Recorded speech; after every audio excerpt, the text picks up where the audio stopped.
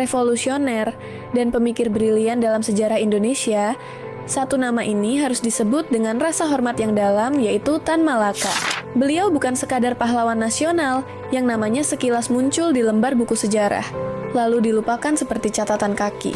Tan Malaka adalah teka-teki hidup, seorang filsuf jalanan yang melangkah tanpa peta, seorang pejuang kemerdekaan yang lebih memilih sunyi daripada sorak-sorai, seorang penulis radikal yang merangkai kata-kata seperti peluru, dan seorang pengelana ideologi yang tak pernah betah tinggal lama dalam satu kemapanan.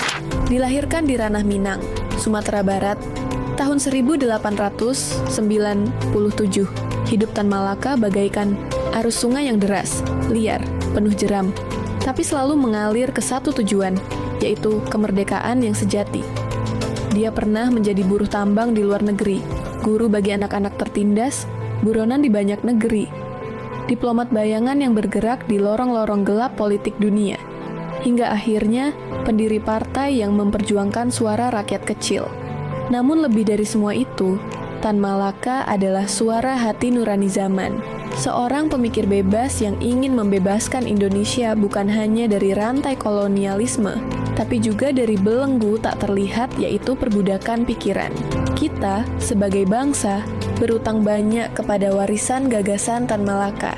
Dialah yang menabur benih tentang Indonesia sebagai satu bangsa utuh, bukan kumpulan suku dan pulau yang tercerai-berai. Dialah yang mengingatkan bahwa rakyat kecil adalah tulang punggung sejati revolusi, bukan hanya ornamen di pesta politik elit. Dan dialah yang, jauh sebelum banyak orang mengerti, sudah menggagas tentang republik berbasis rasionalitas dan kesadaran kelas, sebuah ide bahwa kemerdekaan tanpa kesadaran adalah rumah tanpa pondasi. Kalau Soekarno adalah penyulut emosi bangsa, membakar semangat dengan pidato-pidato yang menggelegar, maka Tan Malaka adalah pengasah akalnya. Ia tidak menawarkan mimpi di siang bolong. Ia menawarkan cermin. Cermin yang terkadang pahit, terkadang kejam, tapi selalu jujur. Inilah kita, mau terus bermimpi atau mau benar-benar merdeka. Tapi, seiring waktu berlalu, kita harus berani bertanya, apakah semua pemikiran Tan Malaka masih relevan hari ini? Atau ada hal-hal yang harus kita tinggalkan demi melangkah lebih jauh? Seperti kata orang, obor zaman dulu bisa jadi sekadar lilin kecil di tengah badai zaman sekarang. Maka, mari kita telaah dengan kepala dingin dan hati berani. Mana warisan Tan Malaka yang tetap menyala, dan mana yang sudah seharusnya kita upgrade.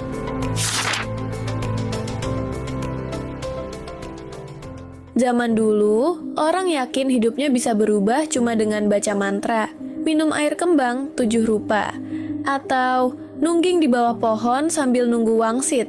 Mereka percaya keberuntungan itu bisa dipanggil cuma dengan ritual-ritual tanpa nalar. Tapi, kalau zaman sekarang, ada yang tiap malam begadang main slot online. Matanya merah, dompetnya kempes, tapi mulutnya masih optimis. Tenang bro, ini jam gacor. Sekali spin doang kaya. Ada juga yang lebih modern, lebih edukatif. Katanya, tiba-tiba all in beli koin kripto recehan. Cuma gara-gara ada influencer teriak di story, ini koin bakal to the moon. Gas sekarang atau menyesal seumur hidup. Iya sih, semua orang mau kaya. Semua orang mau hidup berubah.